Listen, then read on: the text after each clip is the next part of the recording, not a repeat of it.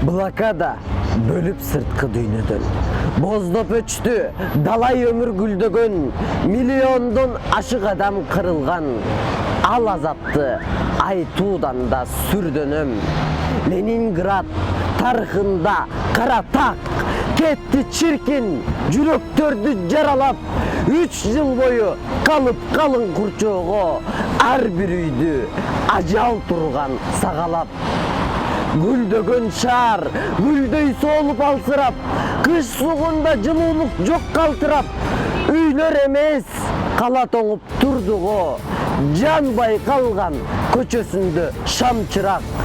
Үйлөр муздак, буржуйкага от жагып, курчоодо шаар жабык эле бүт багып. Китеп жагып, килем жагып арга жок.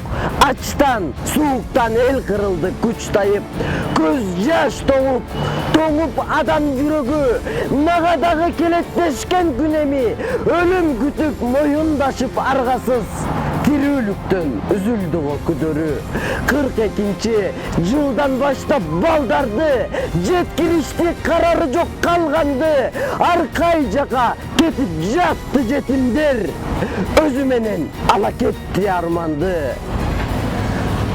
Соолгон согуш керек беле адамга, бүлүндүрүп бүлүк салган ааламга. Далай тагдыр талкаланып жок болду, наалат айтып фашист деген наданга.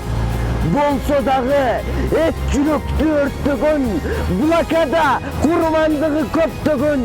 Бардыгына кайыл болуп калың эл, жеңиш деген үмүттөр өчпөгөн.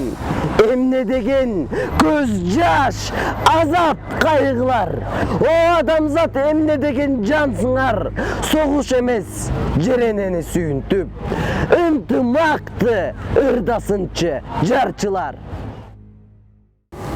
Жалпы кыргыз журтун 9 май жеңиш күнү менен куттуктайбыз. Эч ким, эч нерсе, эч качан унутулбайт.